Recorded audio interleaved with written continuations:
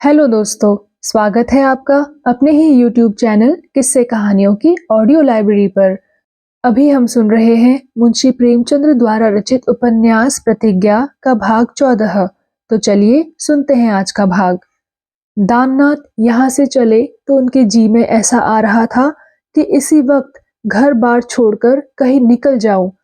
कमला प्रसाद अपने साथ उन्हें भी ले डूबा था। जनता की दृष्टि में कमला प्रसाद और वह अभिन्न थे। यह असंभव था कि उनमें से एक कोई काम करे और उसका यश या अपयश दूसरे को न मिले। जनता के सामने अब किस मुंह से खड़े होंगे? क्या यह उनके सार्वजनिक जीवन का अंत था? क्या वह अपने को इस कलंक से पृथक कर सकते थे? मगर कमला प्रसाद क्या इतना गया बीता आदमी है? इतना कुटिल, इतना भ्रष्टाचारी, इतना नीच? तो फिर और किस पर विश्वास किया जाए? ऐसा धर्मानुरागी मनुष्य जब इतना पतित हो सकता है, तो फिर दूसरों से क्या आशा?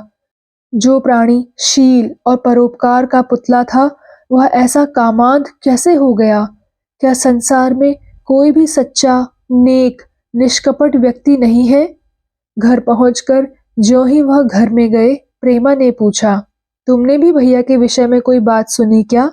अभी मेहरी न जाने कहां से ऊटपटांग बातें सुनाई है। मुझे तो विश्वास नहीं आता।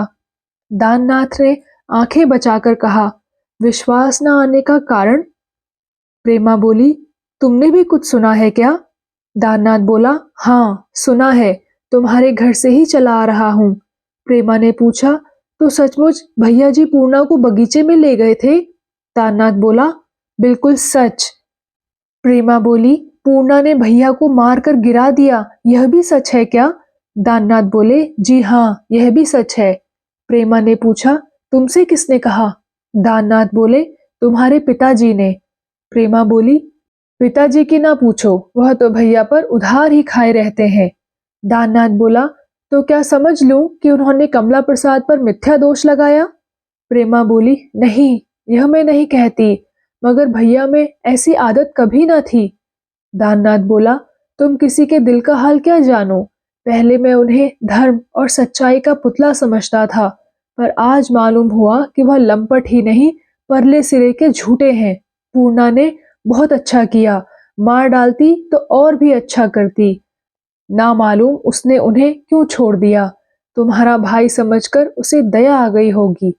प्रेमा ने एक क्षण सोचकर संदिग्ध भाव से कहा, मुझे अब भी विश्वास नहीं आता। पूर्णा बराबर मेरे यहाँ आती थी, वह उसकी ओर कभी आंख उठाकर भी ना देखते थे। इसमें जरूर कोई ना कोई पेंच है। भैया जी को बहुत चोट तो नहीं आई? दाननाथ ने व्यंग करके कहा, जाकर जरा मरहम पट्टी कर आओ ना। प्रेमा ने तिरस्कार की दृष्टि से देखकर कहा, भगवान जाने तुम बड़े निर्दयी हो, किसी को विपत्ति में देखकर भी तुम्हें दया नहीं आती। दाननाथ बोला, ऐसे पापियों पर दया करना दया का दुरुपयोग करना है। अगर मैं बगीचे में उस वक्त होता या किसी तरह मेरे कानों में पूर्णा के चिल्लाने की आवाज पहुंच जाती, तो चाहे फांसी ही पाता, पर कमला प्रसाद को जिंदा न छोड़ता। और फांसी क्यों होती? क्या कानून अंधा है? ऐसी दशा में मैं क्या, सभी ऐसा ही करते। दुष्ट जिसे एक अनाथिनी अबला पर अत्याचार करते लज्जा न आई, और वह भी जो उसी की शरण आ पड़ी थी। मैं ऐसे आदमी का खून कर डालना पाप नहीं समझता। प्रेमा को ये कठोर बातें अप्रिय लगी। कदाचित यह बात सिद्ध होने पर उसके मन में भी ऐसे ही भाव आते, किंतु इस समय उसे जान पड़ा कि केवल उसे जलाने के लिए, केवल उसका अपमान करने के लिए यह चोट की गई है। अगर इस बात को सच भी मान लिया जाए, तो भी ऐसी जली कटी बातें करने का प्रयोजन क्या? क्या ये बातें दिल में रखी जा सकती थी? उसके मन में प्रबल उत्कंठा हुई कि चलकर कमला प्रसाद को देखकर आए, पर इस भय से कि तब तो यह और भी बिगड़ जाएंगे, उसने यह इच्छा प्रकट ना की। मन ही मन ऐंठ कर रह गई। एक क्षण के बाद दाननाथ ने कहा, जी चाहता हो तो जाकर देख आओ, चोट तो ऐसी गहरी नहीं है, पर मक्कर ऐसा किए हुए हैं मानो गोली लग गई हो। प्रेमा ने विरक्त होकर कहा, तुम तो देख ही आए, मैं जाकर क्या करूंगी? दाननाथ बोला, नहीं भाई, मैं किसी को रोकता नहीं। ऐसा ना हो पीछे से कहने लगो तुमने जाने ना दिया। मैं बिल्कुल नहीं रोकता। प्रेमा बोली, मैंने तो कभी तुमसे किसी बात की शिकायत नहीं की। क्यों व्यर्थ का दोष लगाते हो? मेरी जाने की बिल्कुल इच्छा नहीं है। दाननाथ बोला, हाँ, इच्छा ना होगी। मैंने कह दिया ना, मना करता तो जरूर इच्छा होती। मेरे कहने से छूत लग गई। प्रेमा समझ गई कि यह उसी चंदे वाले जलसे की तरफ इशारा है। अब और कोई बातचीत करने का अवसर न था। दाननाथ ने वह अपराध अब तक क्षमा नहीं किया था। वहां से उठकर अपने कमरे में चली गई। दाननाथ के दिल का बुखार न निकलने पाया। वह महीनों से अवसर खोज रहे थे कि एक बार प्रेमा से खूब खुली खुली बातें करें, पर यह अवसर उनके हाथ से निकल गया। वह खिसियाए हुए बाहर जाना चाहते थे कि सहसा उनकी माताजी आकर बोली, आज ससुराल की ओर तो नहीं गए थे बेटा? कुछ गड़बड़ सुन रही हूँ। दाननाथ माता के सामने ससुराल की कोई बुराई ना करते थे। औरतों को अप्रसन्न करने का इससे कोई सरल उपाय नहीं है। फिर अभी उन्होंने प्रेमा से कठोर बातें की थी, उसका कुछ खेद भी था। अब उन्हें मालूम हो रहा था कि वही बातें सहानुभूति के ढंग से भी कही जा सकती थी। मन खेद प्रकट करने के लिए आतुर हो रहा था। बोले, सब गप है अम्मा जी। माता बोली, गप कैसी? बाजार से सुने चली आती हूँ। गंगा किनारे यही बात हो रही थी। वह ब्राह्मणी वनिता भवन पहुंच गई। दाननाथ ने आंखें फाड़कर पूछा, वनिता भवन वहां कैसे पहुंची? माता बोली, अब यह मैं क्या जानूं, मगर वहां पहुंच गई इसमें संदेह नहीं। कई आदमी वहां पता लगा आए। मैं कमला प्रसाद को देखते ही भाप गई थी कि यह आदमी निगाह का अच्छा नहीं है। लेकिन तुम किसकी सुनते थे? दाननाथ बोला, अम्मा, किसी के दिल का हाल कोई क्या जानता है। माता बोली, जिनके आंखें हैं वह जान ही जाते हैं। हाँ, तुम जैसे आदमी धोखा खा जाते हैं। अब शहर में तुम जिधर जाओगे उधर उंगलियां उठेंगी। लोग तुम्हें दोषी ठहराएंगे। वह औरत वहां जाकर न जाने क्या क्या बातें बनाएगी। एक एक बात की 100 लगाएगी। यह मैं कभी ना मानूंगी कि पहले से कुछ सांठ गांठ न थी। अगर पहले से कोई बातचीत ना थी तो वह कमला प्रसाद के साथ अकेले बगीचे में गई क्यों?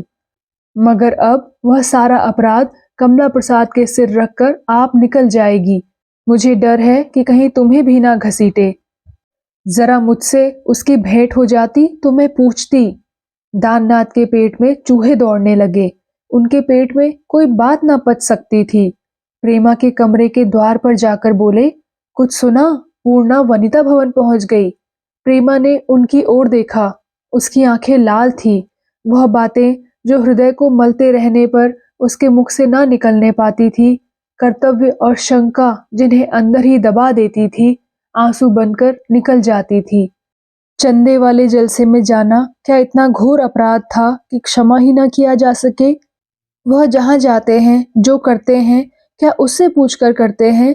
इसमें संदेह नहीं कि विद्या, बुद्धि और उम्र में उससे बढ़े हुए हैं, इसलिए वह अधिक स्वतंत्र हैं। उन्हें उस पर निगरानी रखने का हक है। वह अगर उसे कोई अनुचित बात करते देखें तो रोक सकते हैं। लेकिन उस जलसे में जाना तो कोई अनुचित बात न थी। क्या कोई बात इसलिए अनुचित हो जाती है कि अमृत राय का उसमें हाथ है? इनमें इतनी सहानुभूति भी नहीं। सब कुछ जानकर भी अनजान बनते हैं। दाननाथ उसकी लाल आंखें देखकर प्रेम से द्रवित हो उठे। अपनी कठोरता पर लज्जा आई। प्रेम की प्रगति जल के प्रवाह की भांति है, जो थोड़ी देर के लिए रुक जाए पर अपनी गति नहीं बदल सकती। यह बात वह क्यों भूल गए? एक अकट सत्य के विरोध करने का प्रायश्चित अब उनके सिवाय और कौन करेगा? मधुर कंठ से बोले, पूर्णा तो वनिता भवन पहुंच गई। प्रेमा कुछ निश्चय न कर सकी कि इस खबर पर प्रसन्न हो या खिन्न। दाननाथ ने यह बात किस इरादे से कही, उसका क्या आशय था, वह कुछ ना जान सकी। दाननाथ कदाचित उसका मनोभाव ताड़ गए। बोले, अब उसके विषय में कोई चिंता ना रही। अमृत राय उसका बेड़ा पार लगा देंगे। प्रेमा को यह वाक्य भी पहले सा जान पड़ा। यह अमृत राय की प्रशंसा है या निंदा? अमृत राय उसका बेड़ा कैसे पार लगा देंगे? साधारण तो इस वाक्य का यही अर्थ है कि अब पूर्णा को आश्रय मिल गया, लेकिन क्या यह व्यंग नहीं हो सकता? दाननाथ ने कुछ लज्जित होकर कहा, अब मुझे ऐसा जान पड़ता है कि अमृत राय पर मेरा संदेह बिल्कुल मिथ्या था। मैंने आंखें बंद करके कमला प्रसाद की प्रत्येक बात को वेद वाक्य समझ लिया था। मैंने अमृत राय पर कितना बड़ा अन्याय किया है, इसका अनुभव अब मैं कुछ कुछ कर सकता हूँ। मैं कमला प्रसाद की आंखों से देखता था। इस धूर्त ने मुझे बड़ा चकमा दिया। न जाने मेरी बुद्धि पर क्यों ऐसा पर्दा पड़ गया कि अपने अनन्य मित्र पर ऐसे संदेह करने लगा। प्रेमा के मुखमंडल पर स्नेह का जैसे गहरा रंग इस समय दिखाई दिया, वैसा और पहले दाननाथ ने कभी ना देखा था।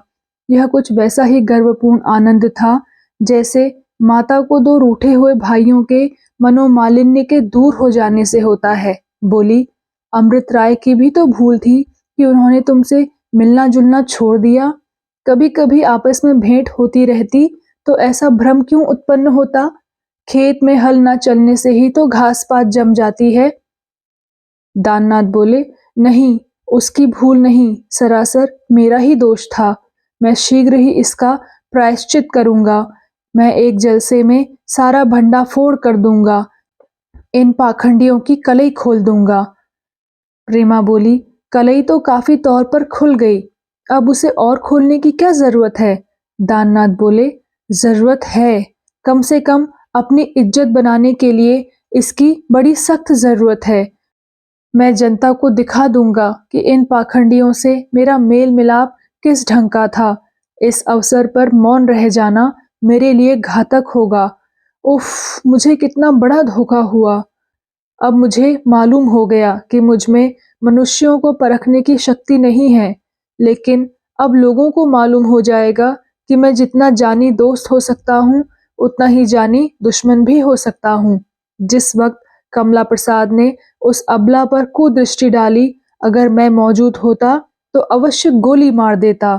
जरा इस षड्यंत्र को तो देखो कि बेचारी को उस बगीचे में लिवा ले गया, जहां दिन को आधी रात का सा सन्नाटा रहता है। उनके साथ बहुत ही अच्छा हुआ।